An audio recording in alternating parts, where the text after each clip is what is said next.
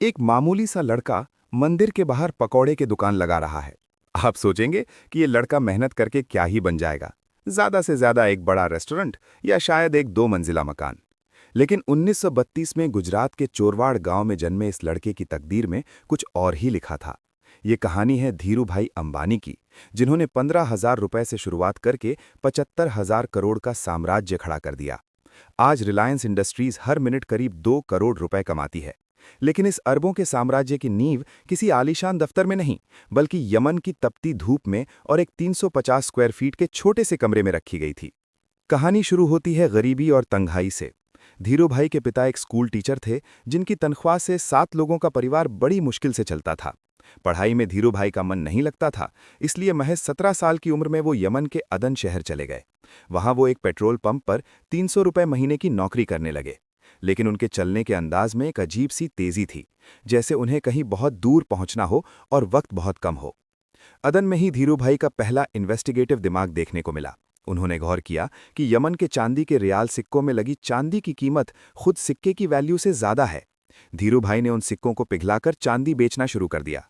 जब तक सरकार को होश आता और इन्वेस्टिगेशन टीम उनके ठिकाने तक पहुंचती, धीरू भाई अपना बोरिया बिस्तर समेटकर भारत के लिए निकल चुके थे।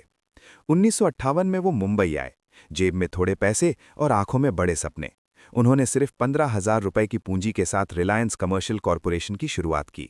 ऑफिस इतना छोटा कि वहां सिर्फ एक टेबल, 3 कुर्सियां और एक टेलीफोन था। उन्होंने मसालों का एक्सपोर्ट और सिंथेटिक सूत का इंपोर्ट शुरू किया। उस वक्त इंडस्ट्री पर पुराने दिग्गजों का कब्जा था, जो किसी नए खिलाड़ी को आने नहीं देते थे। लेकिन धीरू भाई ने सरकार की रीप्लेनिशमेंट लाइसेंस स्कीम का ऐसा फायदा उठाया कि वो धीरे धीरे पूरे मार्केट को कंट्रोल करने लगे। फिर आया साल 1966। धीरू भाई अब सिर्फ सप्लायर बनकर खुश नहीं थे। उन्होंने गुजरात के नरोदा में अपनी टेक्सटाइल मिल शुरू की और जन्म हुआ ब्रांड विमल का। कंपेटिटर्स ने चाल चली। उन्होंने रिटेलर्स को धमकाया कि अगर विमल का माल बेचा तो वो अपना माल देना बंद कर देंगे। धीरू भाई घबराए नहीं।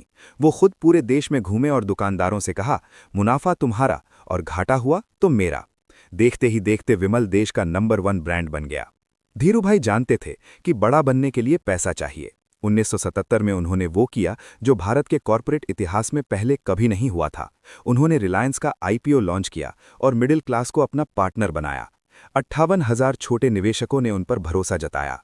1982 में शेयर बाजार के कुछ बड़े खिलाड़ी यानी कि बियर कार्टेल ने रिलायंस के शेयर्स को गिराने की साजिश रची। उन्होंने भारी मात्रा में शेयर्स बेचे ताकि कीमत गिर जाए। लेकिन अचानक एक रहस्यमयी ग्रुप सामने आया जिसने हर बिकते हुए शेयर को खरीद लिया। वो ग्रुप और कोई नहीं, खुद धीरू भाई थे। इस जीत ने उन्हें छोटे निवेशकों का मसीहा बना दिया। लेकिन कामयाबी के साथ दुश्मन भी आए। बॉम्बे डाइंग के नुस्ली वाडिया के साथ उनकी जंग और मीडिया हाउस इंडियन एक्सप्रेस के साथ उनकी कानूनी लड़ाई ने उन्हें हिलाकर रख दिया।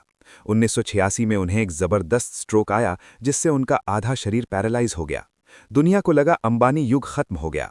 पर धीरू भाई ने अस्पताल से लौटते ही अपने बेटे मुकेश अंबानी को पास बुलाया और एक नए सपने की बात की। जामनगर में दुनिया की सबसे बड़ी ऑयल रिफाइनरी। मुकेश अंबानी ने इस प्रोजेक्ट को एक जंग की तरह लिया।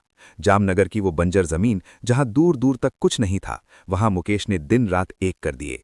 मुकेश अंबानी का काम करने का तरीका अलग था। वो सीक्वेंशियल थिंकिंग के बजाय पैरेलल थिंकिंग पर यकीन रखते थे। उन्होंने वक्त बचाने के लिए मशीनों के आने का इंतजार नहीं किया, बल्कि पाइपलाइन पहले ही बिछा दी। जो प्रोजेक्ट 26 महीने में पूरा होना था, उसे मुकेश ने सिर्फ 18 महीने में खत्म कर दिया। जामनगर की रिफाइनरी आज रिलायंस के 50% रेवेन्यू का जरिया है। 2002 में धीरू भाई के निधन के बाद रिलायंस साम्राज्य 2 हिस्सों में बंट गया। मुकेश और अनिल अंबानी के बीच की कड़वाहट जग जाहिर थी। मुकेश को ऑयल और पेट्रोकेमिकल मिला, जबकि अनिल को टेलीकॉम और पावर। उस वक्त लगा कि अनिल जीत गए, क्योंकि भविष्य टेलीकॉम में था। लेकिन मुकेश अंबानी एक तेंदुए की तरह सही वक्त का इंतजार कर रहे थे। 2016 में मुकेश अंबानी ने जियो के साथ ऐसा धमाका किया कि पूरी टेलीकॉम इंडस्ट्री दहल गई। उन्होंने फ्री डेटा और फ्री कॉलिंग देकर मार्केट से अपने कंपेटिटर्स को साफ कर दिया। जियो सिर्फ एक सिम कार्ड नहीं था, वो एक डिजिटल इकोसिस्टम था। फेसबुक और गूगल जैसी कंपनियों ने जियो में अरबों डॉलर निवेश किए। मुकेश अंबानी ने साबित कर दिया कि डेटा ही नया तेल है। आज अंबानी परिवार एशिया का सबसे अमीर परिवार है। मुंबई में उनका 27 मंजिला घर एंटीलिया दुनिया के सबसे महंगे घरों में से एक है। उनके पास जामनगर में एशिया का सबसे बड़ा आमों का बगीचा भी है, जो कभी प्रदूषण को कम करने के लिए लगाया गया था और आज 600 टन आम एक्सपोर्ट करता है।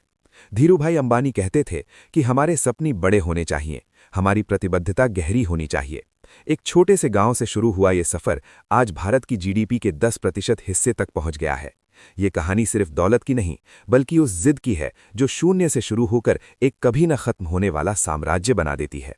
अंबानी साम्राज्य की ये दास्तान हमें याद दिलाती है कि वक्त की लगाम अगर आपके हाथ में है तो आप इतिहास के पन्नों को खुद अपनी मर्जी से लिख सकते हैं।